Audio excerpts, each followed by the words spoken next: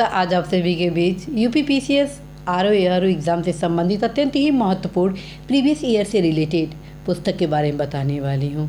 और साथियों, यह जानकारी देने वाली हूँ कि यदि आप इस पुस्तक का अध्ययन करते हैं तो निश्चित रूप से आप परीक्षा के पैटर्न से तो अवगत होंगे ही होंगे, साथ में आप इस चीज़ से भी अवगत होंगे कि कौन सा ऐसा टॉपिक है जो कि आपके एग्ज़ाम के लिए बेहद महत्वपूर्ण है, कौन सा ऐसा सब्जेक्ट है जिससे ज़्यादा क्वेश्चन पूछे जाते हैं और कौन कौन से ऐसे क्वेश्चन हैं जो एक साथ कई बार पूछा गया, अर्थात कई ऐसे क्वेश्चन हैं जो एक बार नहीं बल्कि बारंबार आपके इस परीक्षा में पूछे गए हैं।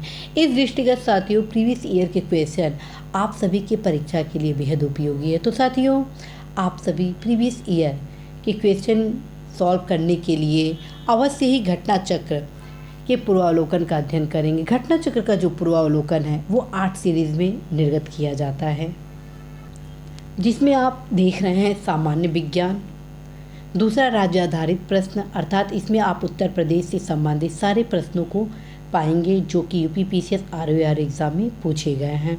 दूसरा आप यहाँ देख रहे हैं समसामयिक घटनाक्रम। यहाँ पर मेरे द्वारा समसामयिक घटनाक्रम के बारे में क्यों बोला जा रहा है कि आप प्रीवियस ईयर से संबंधित क्वेश्चन का अध्ययन करें, उसका कारण है साथियों, जब आप करंट अफेयर से संबंधित क्वेश्चन का अध्ययन करेंगे तो आप इस बात से अवगत हो सकते हैं कि क्वेश्चन किस प्रकार से करंट अफेयर से संबंधित पूछे जा रहे हैं, क्योंकि लगातार पैटर्न चेंज हो रहा है और इस बदलते बदलाव में, बदलते दौर में, बदलते प्रतिस्पर्धा में आपकी पैनी दृष्टि ही आपको सफलता प्रदान करती है। तो साथियों, आप सभी अवश्य एक बार घटना चक्र के समसामयिक बिंदुओं से संबंधित प्रीवियस ईयर के क्वेश्चन को भी देखेंगे ताकि आप अवगत हो सके पुरस्कार से संबंधित कहाँ से किस प्रकार के क्वेश्चन बनते हैं, जो नियुक्ति से संबंधित क्वेश्चन है वो किस प्रकार के बनते हैं, राष्ट्रीय अंतर्राष्ट्रीय आर्थिक विज्ञान प्रौद्योगिकी राज्य आधारित किस प्रकार के क्वेश्चन आपकी इस परीक्षा में बनते हैं। तो साथियों, एक बार अवश्य ही समसामयिक घटनाक्रम पूर्वावलोकन का भी आप अध्ययन करेंगे।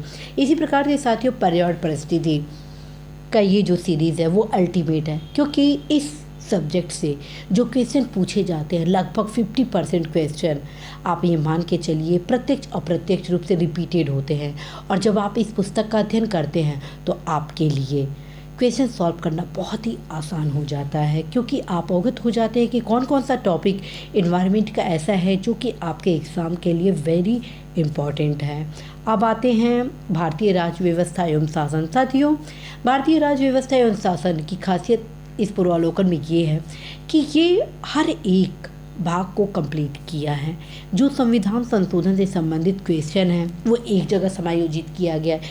इसी प्रकार से जो आर्टिकल से रिलेटेड हैं, एज वेल एज फ्रेंड्स, आप देखेंगे कि मूल अधिकार से संबंधित जितने भी हैं, नीति निर्धारक तत्व से संबंधित जितने क्वेश्चन हैं, राष्ट्रपति, उपराष्ट्रपति, राज्यपाल, अदर जो क्वेश्चन है वो टॉपिक वाइज रूप में समायोजित किया गया है, जिससे आप इस चीज़ से अवगत हो सकते हैं कि ये टॉपिक अर्थात राज्य व्यवस्था जो लगातार महत्व प्राप्त कर रहा है, अर्थात पहली राज्य व्यवस्था से क्वेश्चन ज़्यादा नहीं पूछे जाते थे, लेकिन अब लगातार क्वेश्चन की संख्या बढ़ रही है। तो आप अवश्य ही राज्य व्यवस्था शासन के इस पूर्वावलोकन का अवश्य ही अध्ययन करेंगे। नेक्स्ट आप सभी के बीच आर्थिक सामाजिक विकास से संबंधित पूर्वावलोकन है।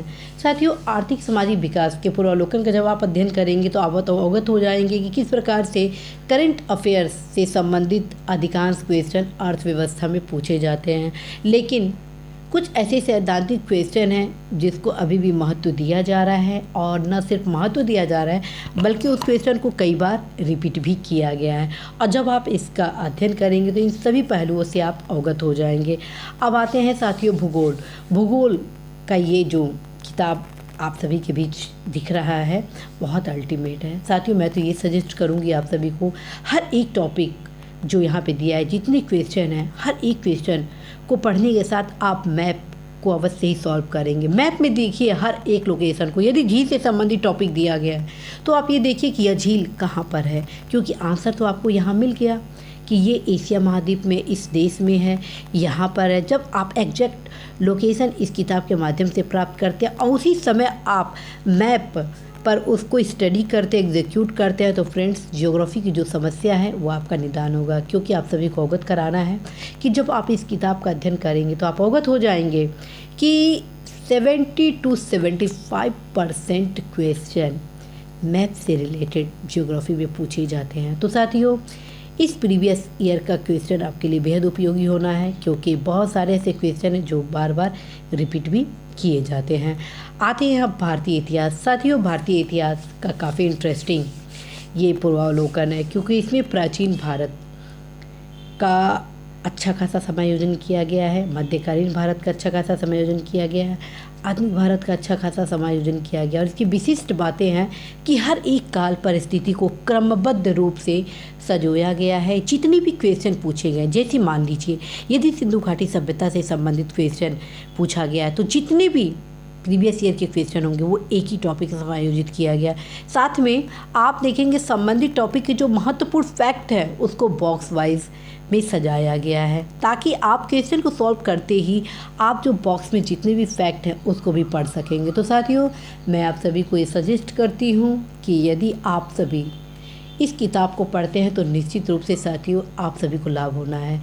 यदि प्रीवियस ईयर के क्वेश्चन को आप सॉल्व कर रहे हैं तो नो डाउट यह किताब आपके लिए बेहद उपयोगी है। अवश्य इस किताब को पढ़ें, ये किताब आप सभी के लिए बहुत ही उपयोगी साबित होने वाला है। तो साथियों, आज मैं आप सभी को ये बताना चाहती हूँ कि आप सभी अवश्य ही यूपीपीसीएस आरओ एआरओ एग्ज़ाम के लिए प्रीवियस ईयर के क्वेश्चन के महत्व को समझें, और सबसे पहले एक बार 8 सीरीज को ज़रूर रिवीज़न कर दें, क्योंकि रिवीज़न करने से ये फ़ायदा होगा कि आप सभी कि जहाँ जहाँ कन्फ्यूज़न होंगे, टॉपिक के बारे में जो जानकारियाँ होंगी, कॉन्सेप्ट होंगे, पैटर्न होंगे, इन सभी चीज़ से आप अवगत होंगे। तो साथियों, आशा है, विश्वास है कि आप सभी इस किताब के माध्यम से अपनी परीक्षा में सफलता के लक्ष्य तक पहुँचने में बहुत तक सहयोग प्राप्त करेंगे।